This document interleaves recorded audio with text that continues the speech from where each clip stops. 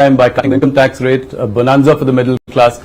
What was the vision behind this? What did the Prime Minister tell you? How did it come about? Thank you very much for giving me this opportunity to interact soon after this major reform measure has been approved by the Council.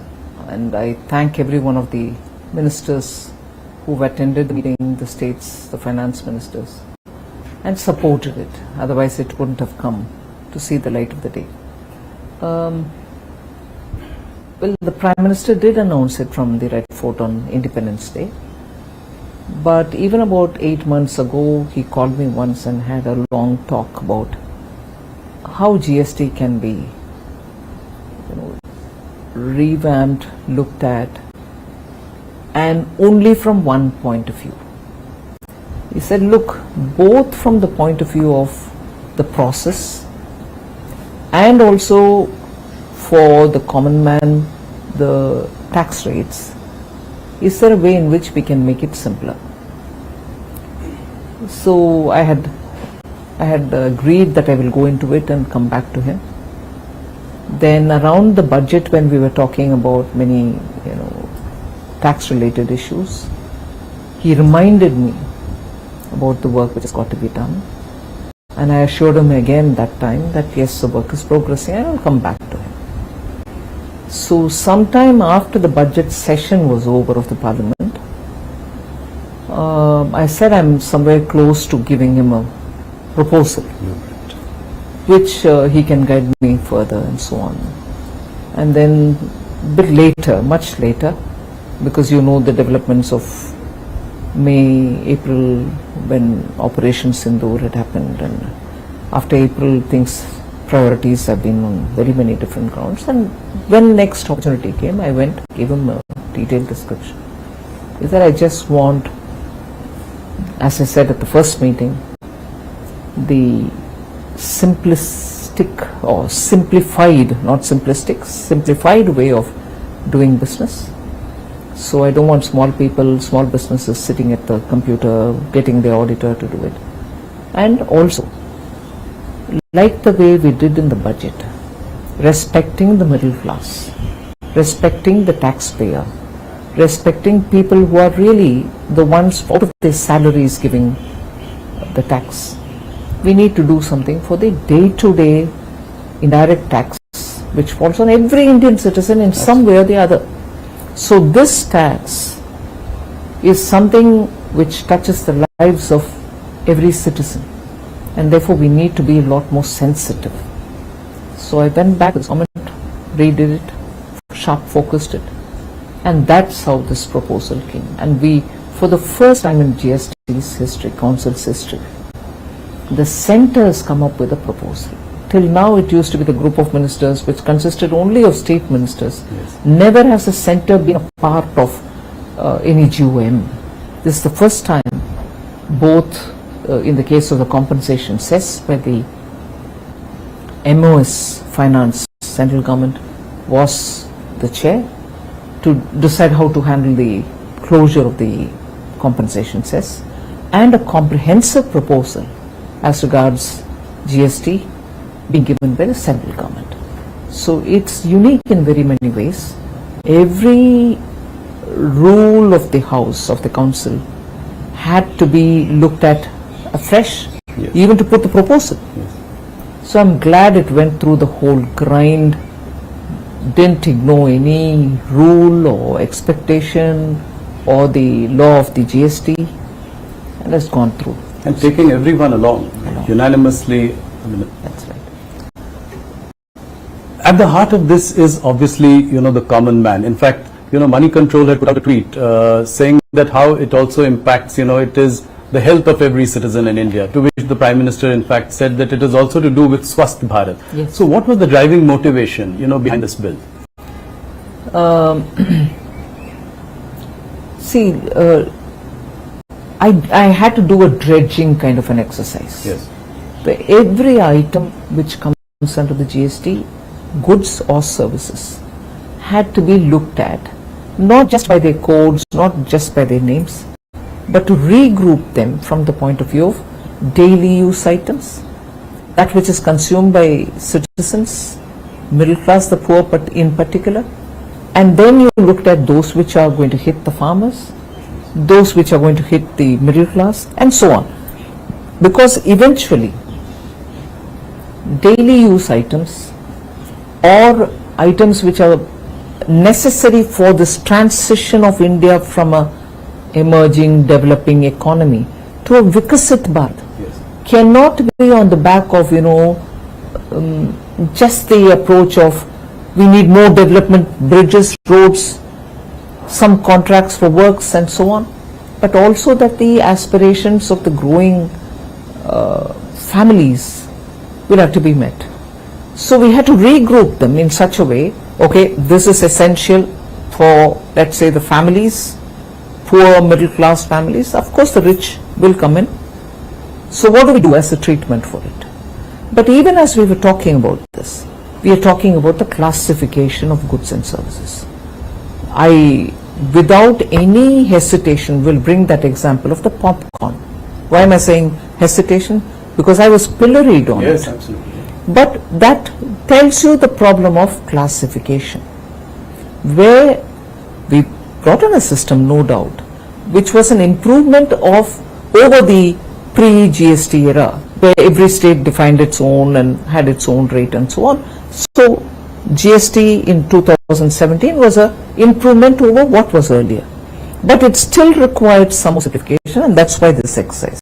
And then in the case of the popcorn, it led to a lot of litigation, courts coming up with different kind of voices, and states losing revenue because of the classification being different.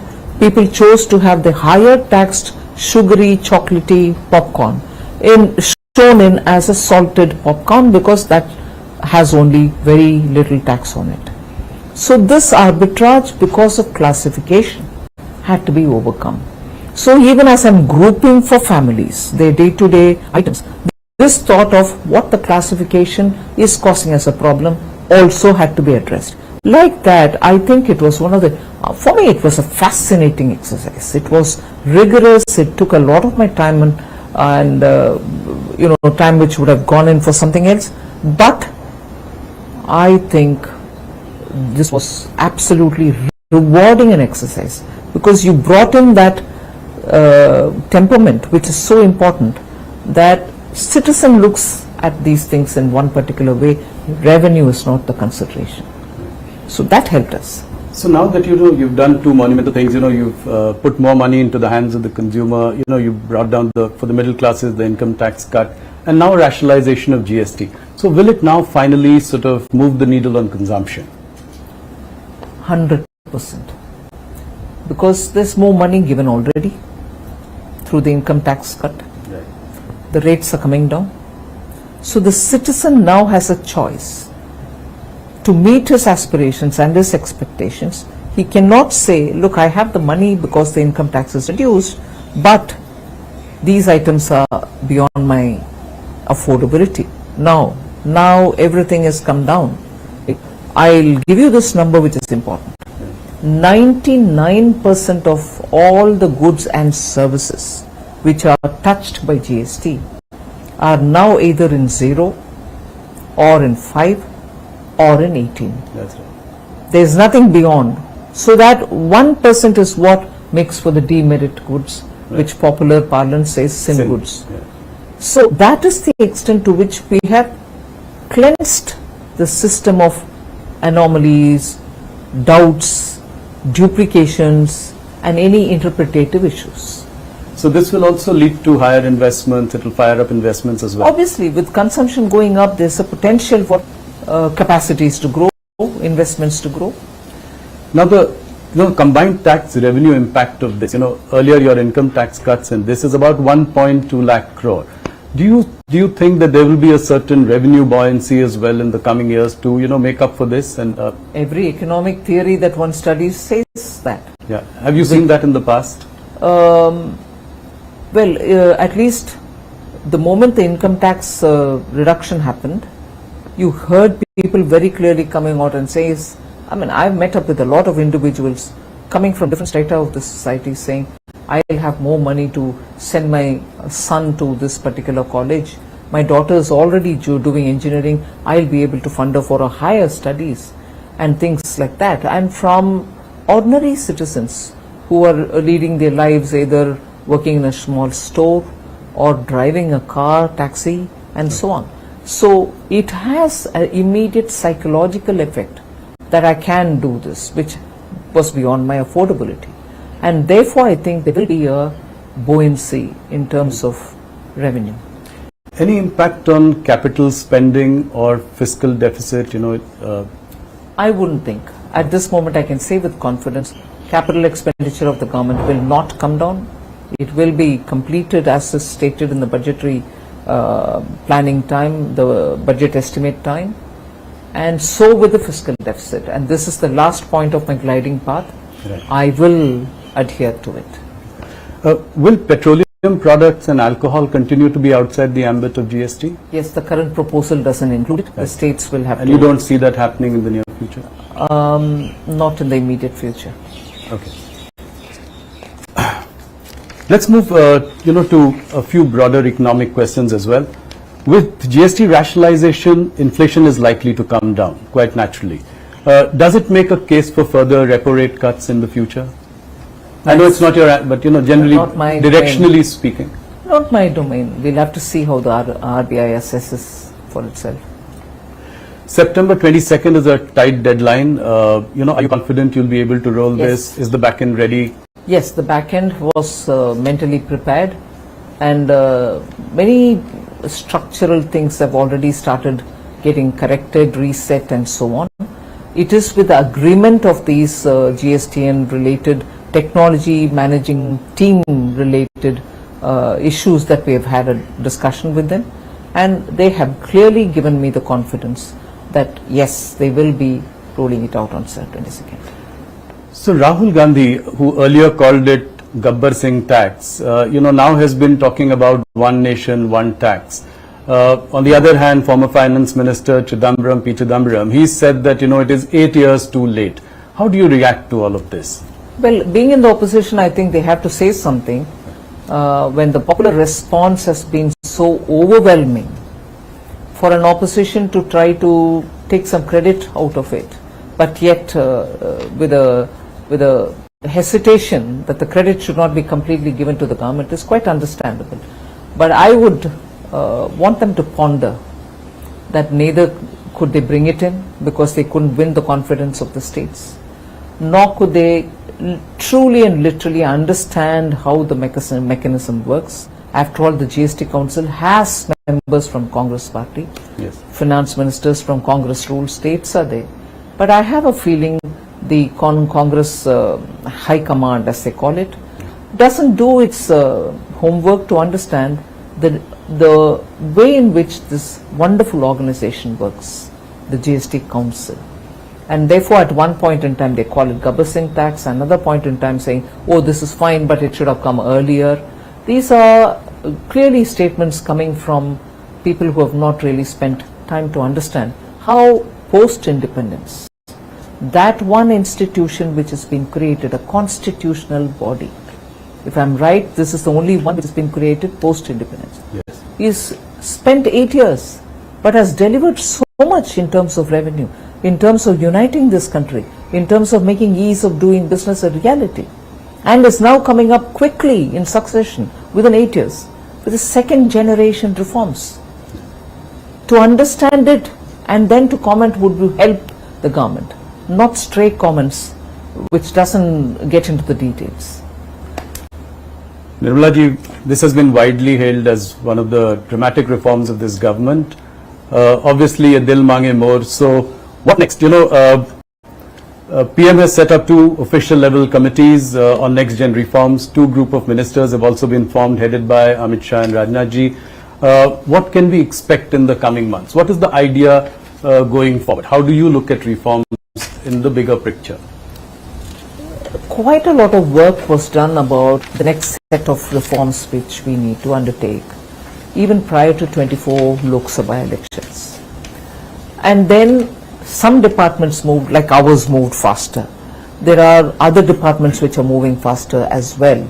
whether it is looking at the environment related issues, sustainability related issues, opening up for private sector, sectors which have been the domain and the privy of the government. These are things where lots of action is happening. Various departments are moving. The science and technology is moving very fast. IT is moving very fast. IT as in semiconductors and other things. So that big area of reform, if you ask me, in which these two committees will look at, and also the committee which is headed by former Cabinet Secretary Rajiv Gauba. Right. I expect reforms which will have to now trickle down rather than remaining as a domain of only the union government. The state governments are somewhat also moving towards reforming on very many scales. But the third layer of India's democracy, the urban local bodies and the panchayats, is where the next forceful action has to move. Otherwise, the speed with which we want to move India and the aspirations to be met in India for people to live in a society, live in a country which is fairly developed, and our citizens get their aspirations met. I think we have to take the reform agenda just not to the states but also to the third layer. As I move to discussing the GDP numbers for Q1, just before that, another last question on GST, which is how will you ensure that you pass on the benefit to the consumers? We've seen anti-profiteering in the past, so how do you plan to tackle this? Is there a way in which the government is looking at it? How do you ensure? At the moment, there isn't any particular mechanism that I can say I have, but I am seized of the question. Also coming from many citizens themselves who are saying, it's great that you've done this, it's great that you're bringing in this kind of a drastic cut in taxes, but how will you ensure that we'll benefit from it? And how will you ensure that it's not going to disappear on the course to reach? We'll have to keep talking with industry, we'll have to nudge them, we'll have to, I'm glad in the case of the insurance sector, the public sector insurance companies have come forward to openly say that they will indeed pass the rate cuts to the citizens, those who are taking the insurance for themselves. So I'm sure the private sector would also do it in insurance, and so with other things. You're expecting them to announce that they will pass on the benefit? Many of them are doing it. Couple of them have, some of them have announced.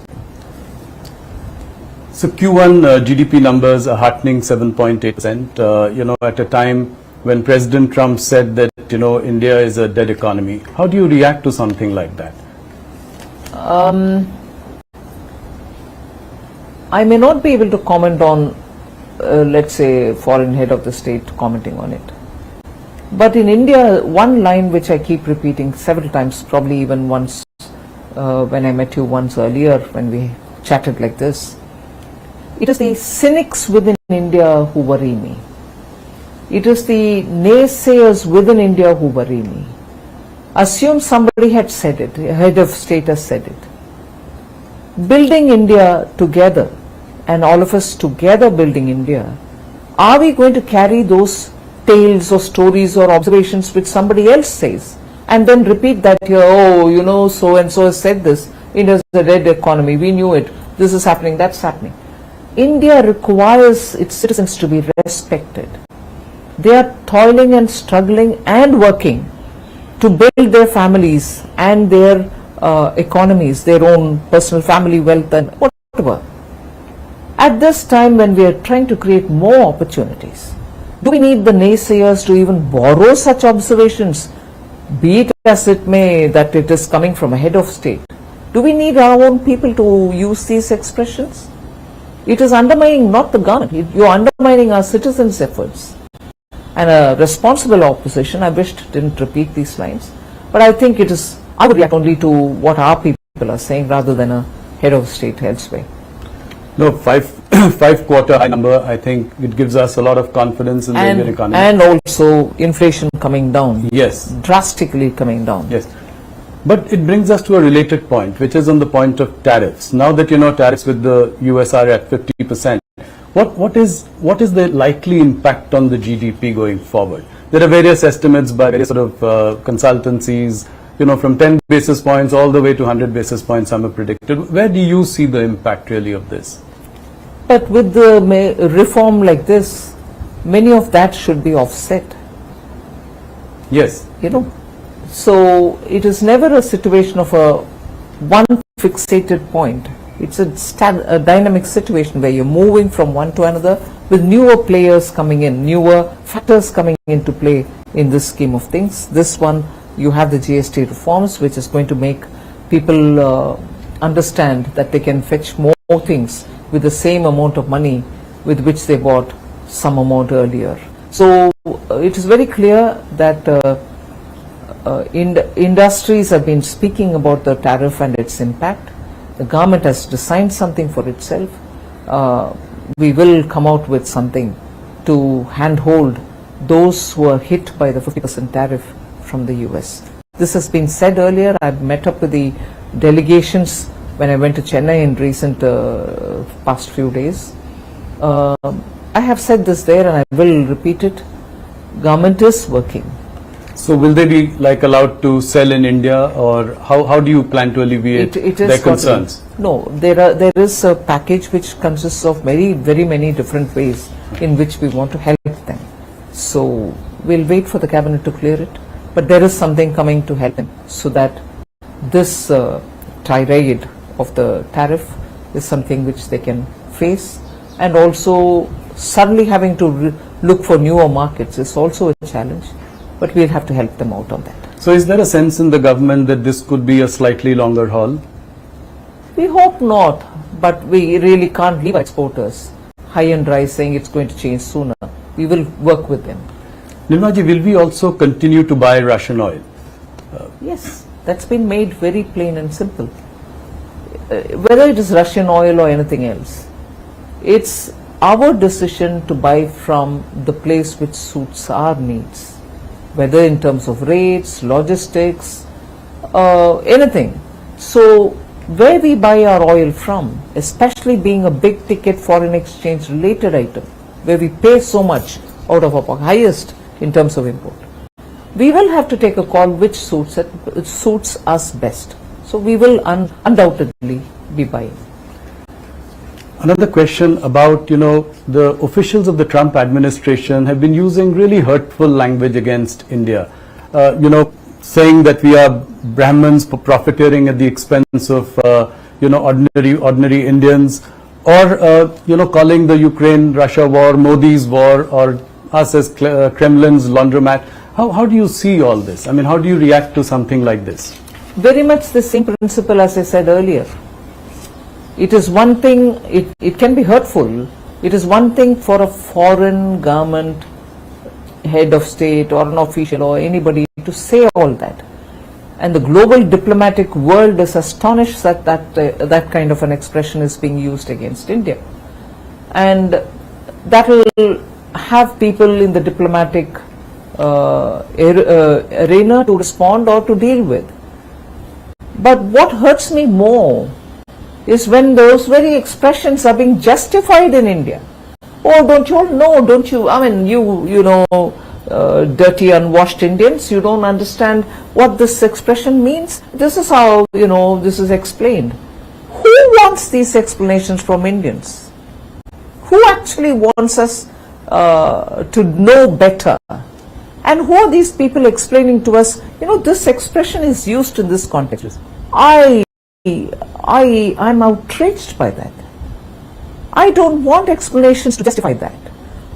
Whether I'm going to have to deal with them, stand up and challenge them or retort is a different story. Right. But Indians quoting those words and telling us, oh, you dirty Indians, you don't know this colonial justification of the language that is being used against Indians, against such countries which have come out of its colony and from its empire and stood up to build its own country with its own self-confidence.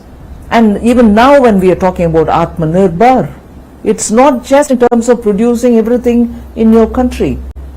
It's also about being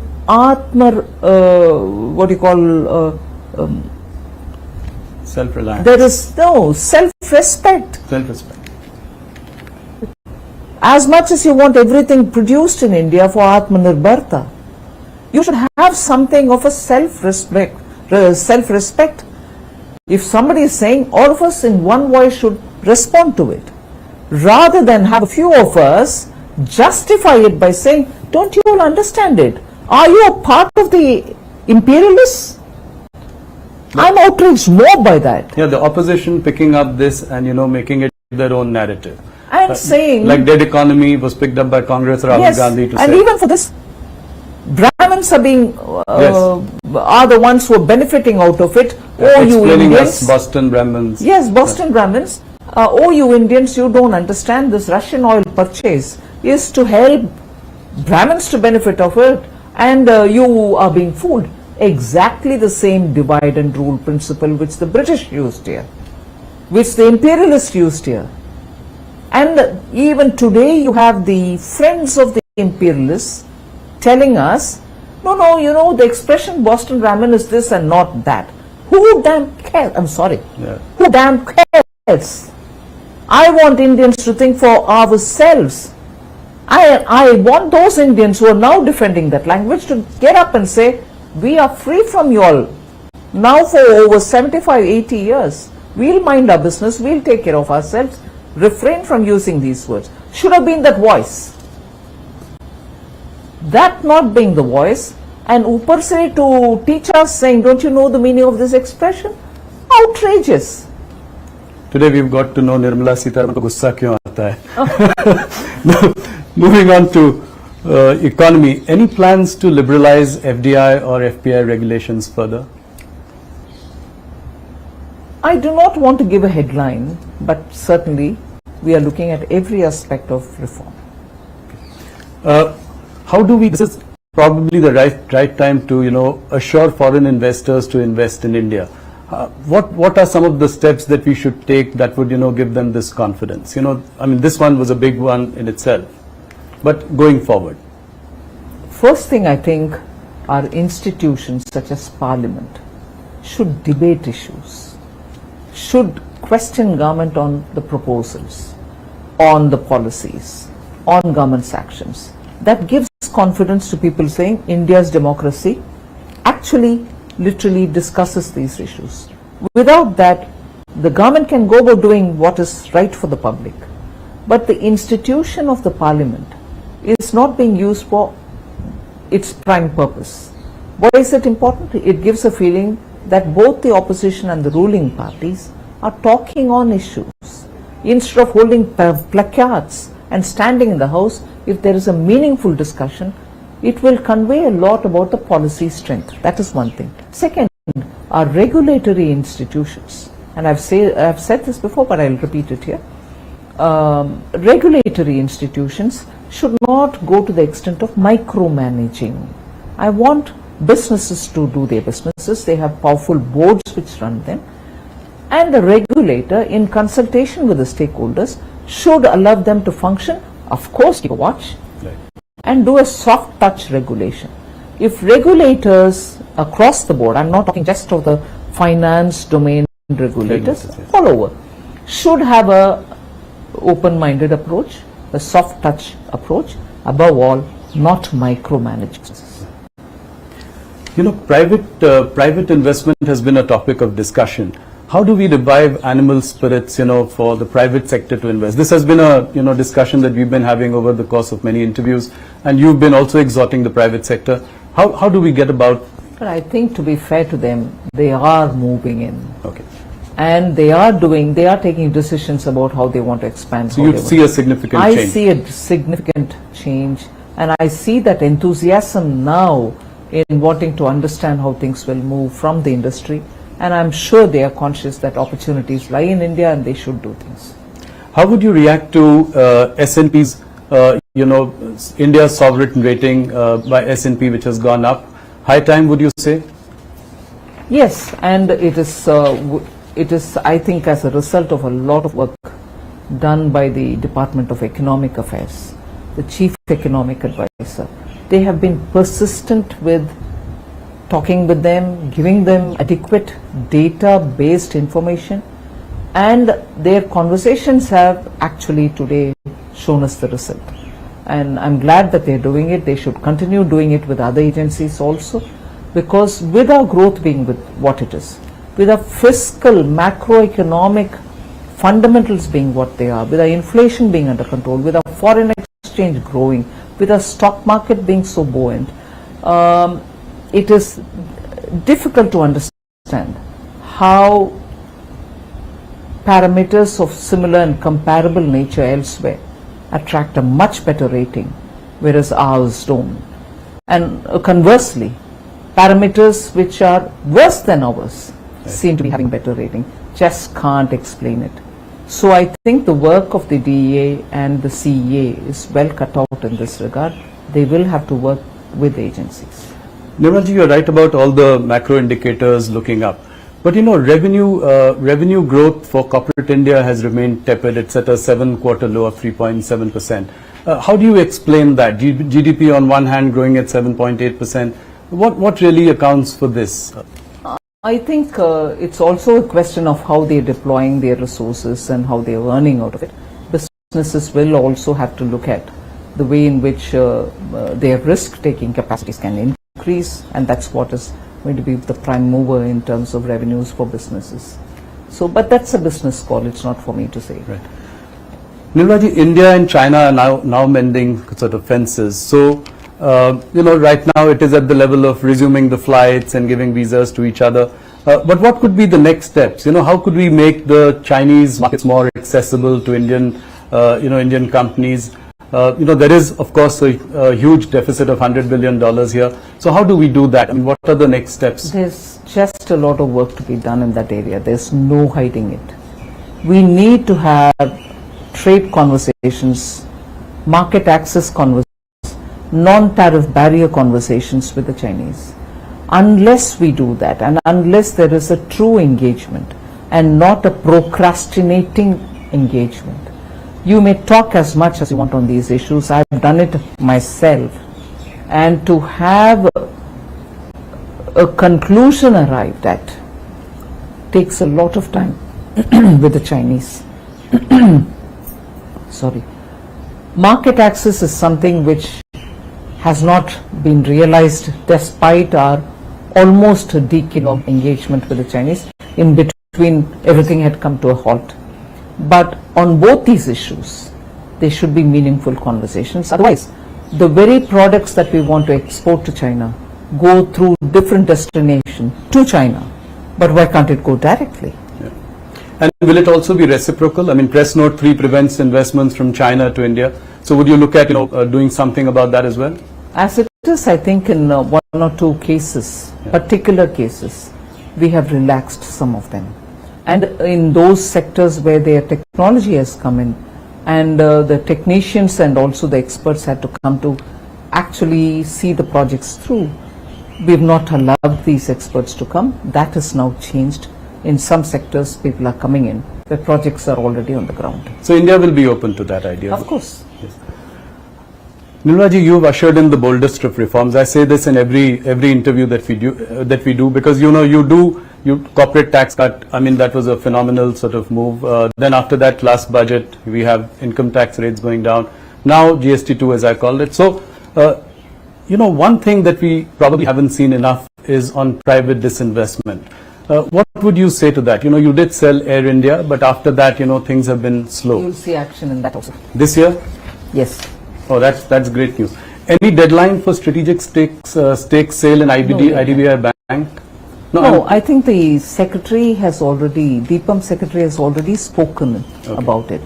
IDBI is moving quite fast. Okay. And I expect it to be concluded this financial year. Okay, and any more banks which could then be looked at after this? I wouldn't say any more banks. I'm not negating anything. Right. But yes, more disinvestments. More disinvestments, okay. So we've seen that since June this year, the yield on 10-year bonds have risen 30 basis points since June, to more than 6.5%. Are you concerned about rising borrowing costs? Yes. I wouldn't say I'm concerned, but I'm observing it. It is not affordable. And also at a time when interest rates are otherwise low, yes, bond yields becoming unsustainably high has a big bearing on the government. Not Yeah. just our union government, states are also up against odds in getting affordable, Also your fiscal math. I mean, My fiscal math is as of now absolutely of course, fine. yeah. So, Nirmala ji, we are again, near an election. Bihar elections are coming up, and before every elections, we have seen all political parties dole out reveries, and we've discussed this in previous, encounters as well. Does this worry you? State after state, promising welfare schemes, doling out reveries, and how does it all really add up for a country like ours? I think I'll speak for all finance ministers. Yes. It is a very, very difficult thing. To have a scheme approved and also budgeted for is not wrong. And I would approve of that, because that at least takes the view of the legislature and also makes it public about how they are financed, and therefore also brings in that responsibility to keep your revenue generation equally attended to. But what most often happens, not so much with Prime Minister Modi's leadership, but I can say what generally happens is you give away a promise. Once you have to come to fulfill it, you're searching and scrambling for resources. And if you are an opposition ruled party, it is very quickly arsenal in your hand to say central government is not giving me money. That's the biggest unsustainable argument. I'm more tempted to say bogus argument, because you give a promise, you win the election, you come to power, and then after that you're not able to fund it. Yeah, Why would you want to? A lot of cases. Yes, why would you want to throw the blame at somebody else, particularly the union government? Yes.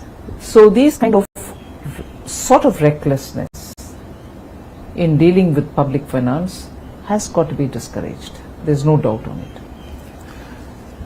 Nirmala ji, India holds about $227 billion of US Treasury securities. It also holds a lot of gold in its reserves. Should we diversify away from US Treasuries for reserves? To some extent, I think the Reserve Bank of India has already started doing it. I wouldn't want to divulge more by saying how are they doing it. But I think Reserve Bank has taken a very considered decision, and they've also done by purchasing gold. So I think the bank is competent and they're taking a fine call on it. One more question was on the decision to ban online gaming, which came as a surprise to many, especially, after many years when people had poured in a lot of money in that business. What was the thinking behind this? How do you assure people of consistency in sort of decision making at a time like this? No, what is the time? What is so special about the time like this? No, what I meant was that, a lot of investments had come into that No sector. doubt. Yeah. We have not banned games which are for recreational purpose. Right. We are still online games for these things are not banned. It is only when you start betting with money. And why is it? Not because we want to say we don't like it. It's a question of the number of people who came to say families are getting absolutely shaken up. Yeah, that's true. Their monthly bills are shooting up, and children cannot be controlled from the temptation. And many children, in fact, I wouldn't mind even saying this. There was a finance minister who once met me in a very different context. Right. And he narrated an incident of his own family, where his own grandson, who's a very good person, the child is a very good child, well groomed and well brought up, Right. used his credit card for just one day for some other purpose of a family's genuine buying requirement. He helped them because children Yes. are very savvy. Post that one another day, he picked up the card and said, I want to just do something. They said, all right, please. Because they never suspected this child as, into games and into betting and things like that. So the boy used the card and played and gave back the card. Again, probably he did it 2 or 3 times more. Phenomenal increase in the bill that month. And that's when the grandfather sat up and said, what's going on, let's check up. And this grandson told him right in front of him that it was all free. I didn't go into any money playing game. He didn't know. So the methodology is, say it's free, you get in, and for the duration of time that you've played, some kind of a charge is put, and again tempts you to go into another round and so on. So the adolescent child is under the impression that he's playing a free game. Right. But he ended up paying through his nose. So that's a classic example, but many people approached us, the PMO and so on, and said, this is ruining our country, ruining our youth, please do something. That's where this bill has come. Okay. No, understood. The rupee is at an all-time low against the dollar. Does it concern you? It is, I've said this and I'm going to have to repeat it, it is only against the dollar that the rupee is highly volatile.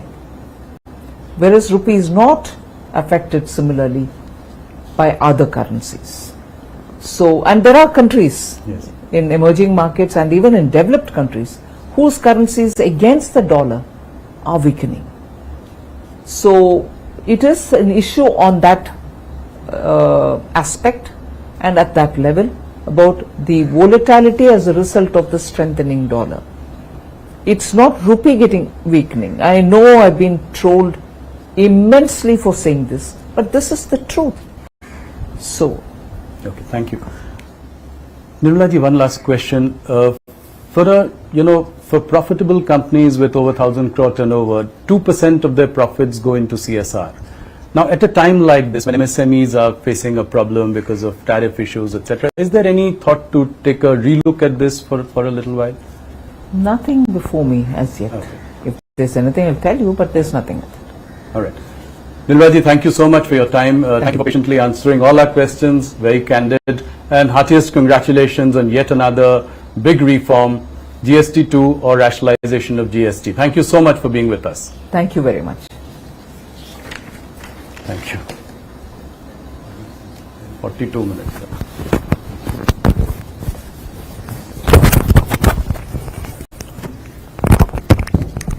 think it's very easy. It's quite a lot of people. Yeah. Can we just get a photo? Yes, please. Can I stand here? Yes. Was it all right? Yeah.